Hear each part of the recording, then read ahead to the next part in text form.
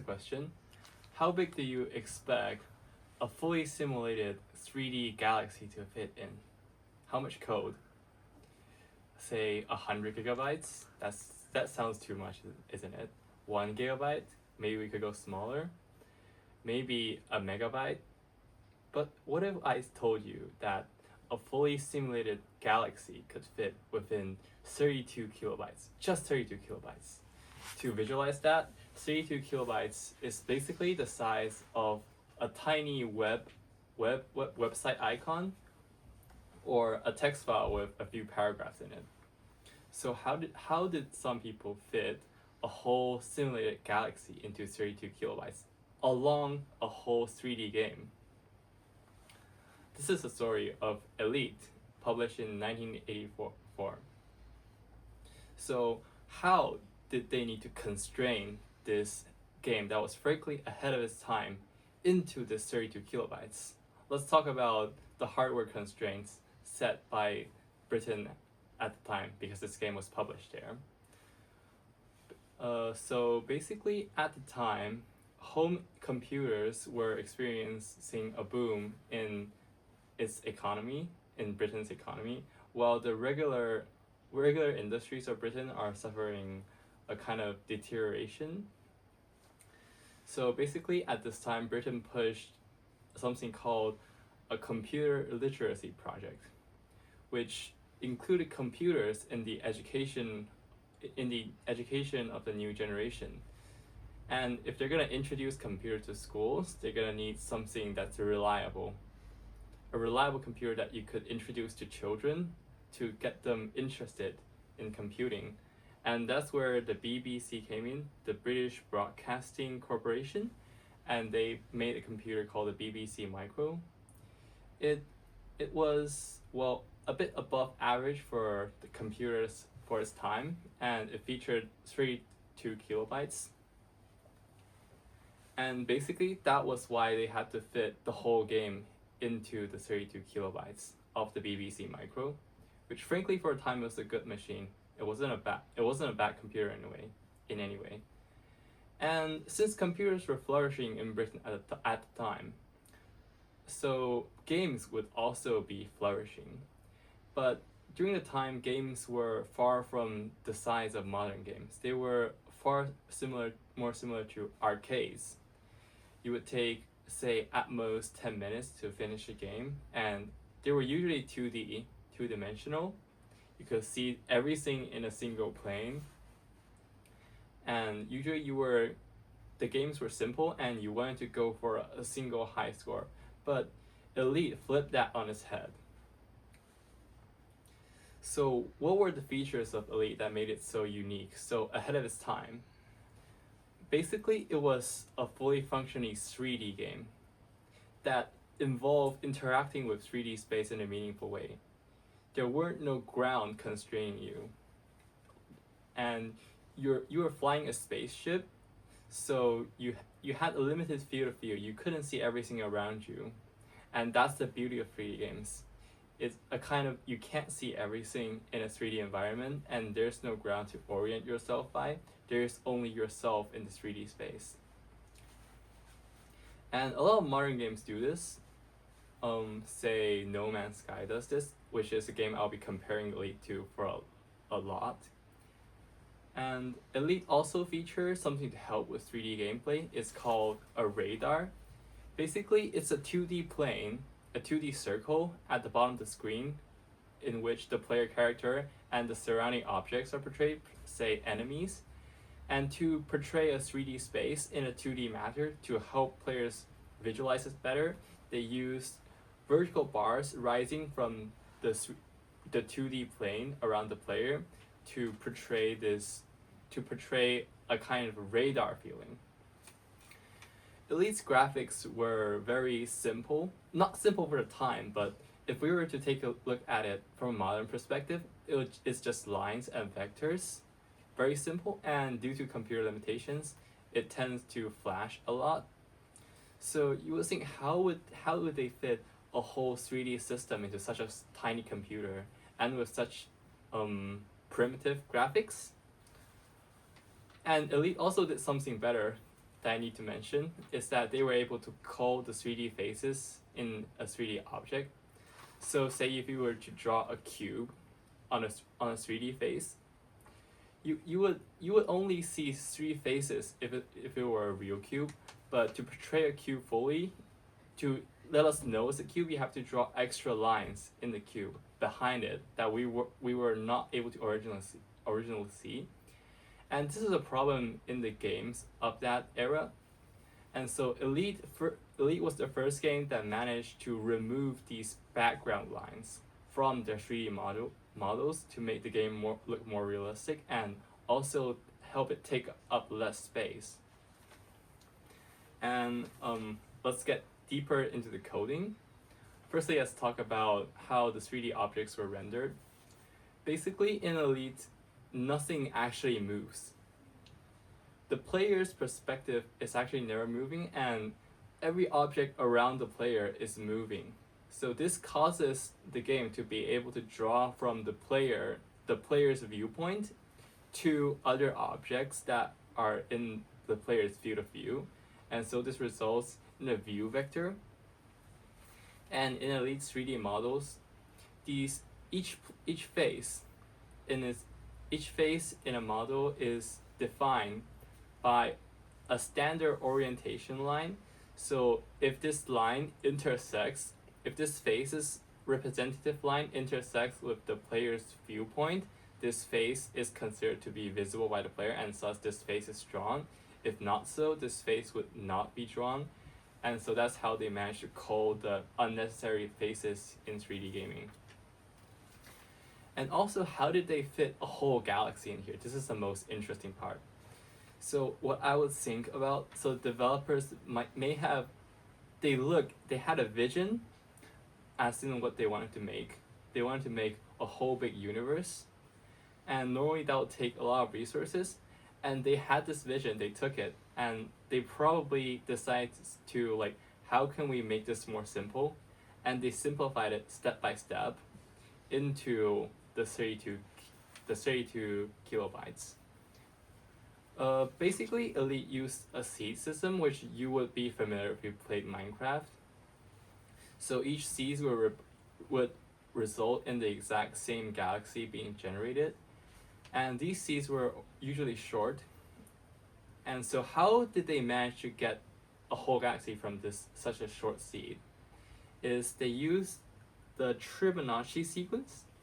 Basically, in a seed, you can have a few numbers, and from if you add the first 3 numbers, you would result in a 4th number. And if you use the new 4th number with the prior numbers, you can make a new number. And so with this sequence, they were able to make a lot of new numbers from the original seed, and to expand this seed on and on for very long.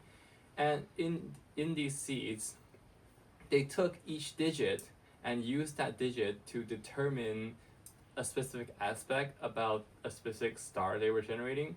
For example, a letter in the seed could mean that this star has this specific political government, and another number could mean that this system sells whatever commodities.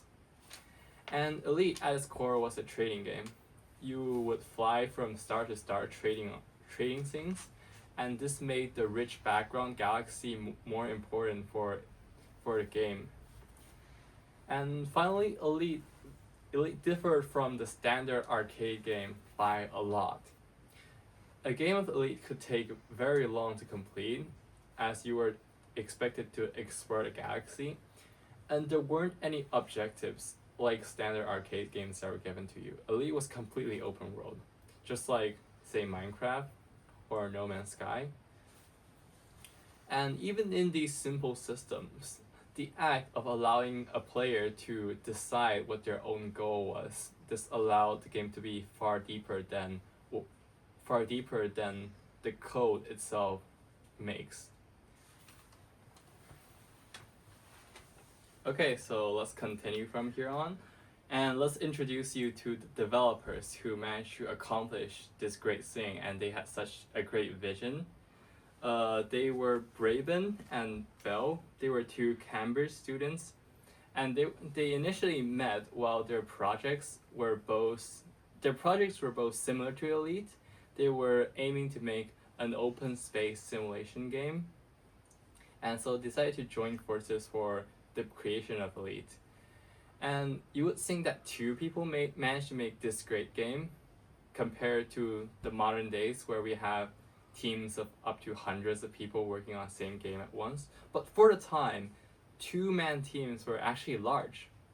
Usually games at the time were written by singular devs writing code in their basement for days to try to sell it to a game company for them to publish it in an arcade machine or as a disc to computers. And these two students, Cambridge students, they met a lot of difficulty while trying to publish this thing because it was so ahead of its time. They had such a great vision that their game was somewhat ridiculed by the video game companies that they appealed to. I remember a document saying that one of the companies asked them to try and make Elite into a 10-minute game you can finish in 10 minutes. Like, that would have killed the whole point of the game and the beauty of Elite. And eventually they were able to find Acorn Soft, which published the game for them. And so let's talk about reception of Elite. Basically, Elite was very ahead of its time in its use of 3D systems. And that made Elite the first to open a world of video games. It showed people what video games were capable of. But at the same time, Elite had some problems with it, mainly about its visuals. The visuals were flashing, and despite the 3D system being impressive, it mainly used black and white for the main gameplay, the planets and the enemy ships. And also Elite becomes somewhat repetitive over time because the system used to generate each star and each galaxy is the same, so it would become somewhat repetitive if you play it for long enough. But that proves the point that people love to play Elite so much that they would play it long enough compared to, let's say, an arcade game. So if you had an arcade game, you would play for a few games, and you would get the points. You would get bored far quicker with an arcade game. And because Elite was so captivating, it was able to actually make people feel bored because they played Elite for so long and they loved it so much. And so there was also a problem with Elite. We talked about how the 3D space is just kind of difficult to interpret for a human being because you can't see everything. You can only see the things ahead of you, and this made the controls hard for some people who were first introduced to this system. Elite wasn't the first 3D game, but it interacted with 3D space in a very meaningful way that made players need to think about 3D space in general. And finally, Elite's controls were hard. There was this one case in Elite's design that required very precise controls. It was when you were flying a ship and you need to dock with a station. This was very difficult as you need to match rotation with the station, match speed with the station, and finally control your approach speed to align yourself with docking ports. And also combat. Combat in a 3D space require you to move in also unpredictable ways to try and catch your enemy. And this made Elite's control surprisingly difficult for players in that day. But these points of criticism were kind of inevitable for games with such a system as Elite's. And so I talk about how Elite's designers had a vision, and I think they looked ahead so much that they saw the modern day. Like, they had a game that they wanted to make that will be achievable with modern day computing systems. Their vision was so great that if they were able to make Elite again in the modern day, it would be a very successful, a very well-developed modern game. And in fact, there was a successor to Elite, but because their vision was ahead of its time, they had to go back and dumb down the systems. And if we were to compare Elite with some modern games, say everyone knows that the first game that everyone thought to be 3D, it would be Super Mario 64 would be a lot of people's first image to what a 3D game is.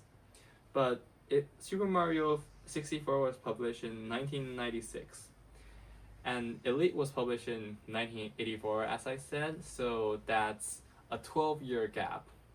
And so Elite was 12 years ahead of this very famous 3D game. Elite wasn't the first 3D game, but Elite interacted with 3D space arguably better than Super Mario 64 did. The usage of space as the background to force players to interact with 3D space was frankly amazing. And let's look at the procedural generation aspect. And everyone knows Minecraft. It's a very famous game with procedural generation. It even has seeds similar to Elite's. And Minecraft was published in 2009. That's around 25 years after Elite. And the procedural generation system both utilize seeds. Minecraft's procedural generation is a whole different story, but this shows that Elite using procedural generation is very ahead of its time too. And finally, I would like to look at games that were similar to Elite in modern day, these being No Man's Sky. No Man's Sky was published in 2006, and that would be 32 years after Elite. And No Man's Sky played pretty similar to Elite. There were spaceships and space travel, only that it used modern graphics.